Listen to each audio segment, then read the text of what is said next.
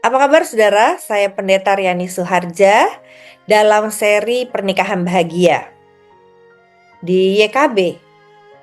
Saudara, saya hari ini mengambil tema dapur keluarga. Apakah saudara pernah mengalami kebersamaan di dapur saudara bersama dengan keluarga atau bersama pasangan saudara? Dapur bisa bermakna hurufiah, tempat di mana kita bisa memasak makanan, menghangatkan makanan, bahkan kita bisa melakukan quality time atau waktu berkualitas bersama keluarga di dapur. Apa yang bisa kita lakukan di dapur? Kita bisa melihat perilaku pasangan atau keluarga kita secara berbeda dibandingkan ketika tidak ada di dapur. Misalnya, waktu saya berada di dapur bersama dengan anak saya, dialah yang memasak makanan. Saya tahu bagaimana dia meracik masakan, bagaimana dia mencicipinya, bagaimana dia puas dengan hasil masakannya. Sementara dia juga tahu bahwa saat ia memasak di dapur, dia tahu ibunya membantu dia membersihkan dapur, mencuci piring, dan dia memberikan apresiasi kepada saya yang melakukannya untuk membantu dia memasak. Dapur keluarga. Di dapur inilah kita bisa melakukan kegiatan yang berkualitas bersama dengan keluarga. Tapi makna lainnya juga, dapur juga bisa berarti apa yang tersimpan di dalam keluarga. Dapurnya gak usah ada yang tahu. Itu berarti apa yang ada di balik layar dalam keluarga. Nah, apa sih dapur keluarga, saudara? Dapur keluarga sangat berkaitan erat dengan keintiman di dalam keluarga. Apa keintiman di dalam keluarga? Keintiman ada beberapa. Keintiman bisa berarti sesuatu yang sangat dekat, yang hanya milik keluarga, yang tidak dibagikan kepada orang lain, atau bahkan sesuatu yang khusus hanya dibicarakan di dalam keluarga. Disesuaikan atau disepakati bersama.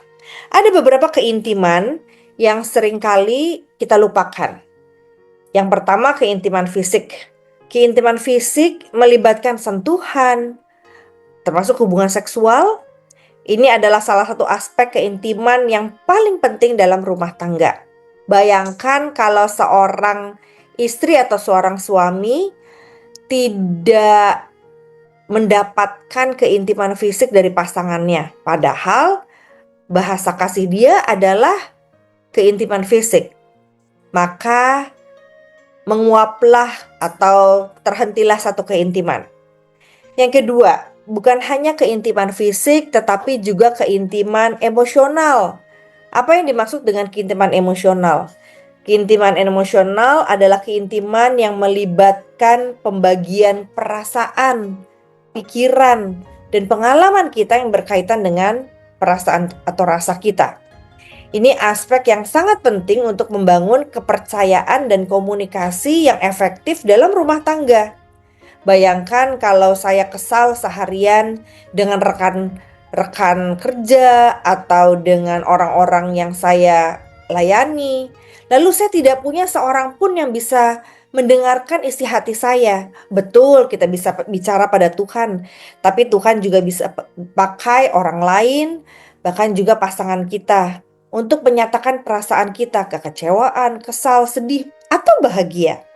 Keintiman emosional kita perlukan di dalam keluarga. Inilah yang mengikat kita sehingga kita bisa merasakan kita punya rumah. Rumah di mana kita mengalami keintiman fisik, keintiman emosional. Tapi yang ketiga adalah keintiman mental. Apa itu keintiman mental? Adalah keintiman yang berkaitan dengan pembagian pikiran atau ide, pengalaman mental. Ini adalah aspek keintiman yang sangat penting untuk membangun kecerdasan emosi kita dan komunikasi yang efektif dalam rumah tangga. Bayangkan kalau di dalam rumah tangga kita, keintiman komunikasi kita secara mental hanya berkisar informasi-informasi yang kita berikan kepada pasangan atau pada anak-anak. Hari ini saya tidak makan, besok saya lembur, besoknya lagi saya libur, tapi saya tidak ada di rumah. Bagaimana keintiman itu bisa terjadi? Itu sebabnya dibutuhkan keintiman emosional untuk mendukung juga keintiman mental. Misalnya, saya bisa katakan, kayaknya saya nggak enak badan ya hari ini. Jadi, apa sebaiknya saya tidak bekerja? Lalu pasangan kita menjawab, oh, sebetulnya aku ada janji dengan temanku.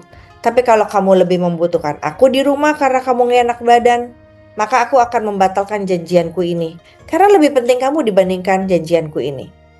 Disitulah keintiman terjadi di mana antar pasangan bisa mengungkapkan bukan hanya ide, pikiran, opini, pendapat, tapi juga perasaan, bahkan penghargaan pada pasangan. Yang keempat adalah keintiman spiritual. Keintiman spiritual adalah keintiman yang melibatkan pembagian nilai, keyakinan, pengalaman spiritual, makna di dalam pengalaman itu. Ini juga sangat penting sekali buat kepercayaan diri kita, bukan hanya terhadap diri sendiri, pasangan, tapi juga kepada Tuhan. Misalnya,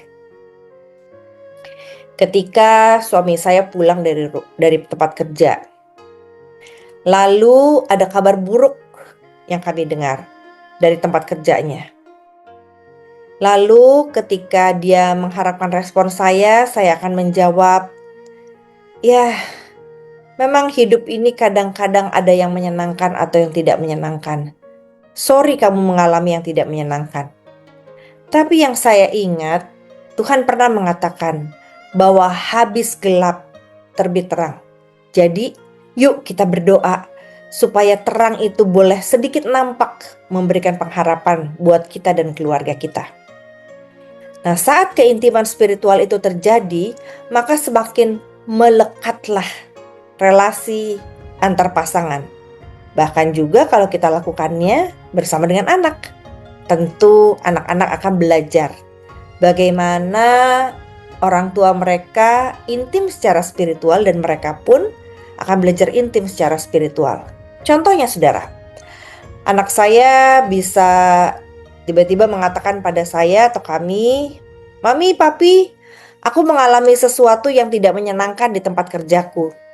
Tapi aku pikir mungkin itu cara Tuhan ya, supaya aku bisa belajar untuk sabar menghadapi orang yang berbeda dari aku."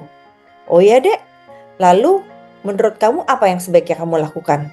"Aku memang gak suka sama orang itu, tapi kayaknya kalau melihat bagaimana dia berinteraksi sama orang, dia suka curhat sama orang, berarti aku mesti dengerin dia kali, mendengarkan curhatnya dia." Saudara, keintiman itu indah buat kami. Karena kami bukan hanya berbagi pengalaman, tapi berbagi makna. Dan berbagi sebuah tekad untuk memberi respon yang positif dalam perjalanan kehidupan kami masing-masing. Yang kelima saudara adalah keintiman aktivitas. Keintiman aktivitas adalah keintiman yang melibatkan pembagian kegiatan-kegiatan dan hobi kita. Termasuk di dapur ini. Anak saya suka sekali memasak. Saya tidak terlalu suka. Tapi dengan melihat dia memasak, akhirnya saya semakin intim dengan dia karena menyukai bagian-bagian yang sebetulnya dia butuh sekali pertolongan saya. Misalnya aja hanya untuk mengambilkan panci atau pisau. Tapi kegiatan itu membuat kami semakin merasa intim, dekat satu dengan yang lain. Nah, saudara, keintiman mana yang menjadi dapur keluarga saudara yang belum saudara bereskan? Keintiman fisik, keintiman emosional, keintiman mental, keintiman spiritual, atau keintiman aktivitas? Adakah jenis keintiman lainnya? Banyak. Ada keintiman keuangan. Apakah saudara berbagi keuangan dan menulis bersama pengeluaran dan pemasukan saudara? Siapa orang yang akan saudara bagikan dari penghasilan atau uang saudara? Apakah kita berbagi ke orang tua kita atau mertua kita atas sepengetahuan pasangan kita? Semakin kita intim secara komunikasi keuangan, maka itu mengikat satu dengan yang lain di antara pasangan. Ada keintiman sosial. di mana saudara bisa mengenal siapa sahabat, teman baik, atau bahkan musuh dari pasangan kita, sehingga kita bisa memaknainya. Apapun jenis keintiman itu, saudara, mari kerjakan, karena sesungguhnya itulah tujuan keluarga. Dapur keluarga bukan hanya secara hurufiah dibereskan atau dibersihkan, tapi dapur rumah tangga kita juga perlu terus dipelihara agar pernikahan saudara menjadi bahagia. Tuhan memberkati.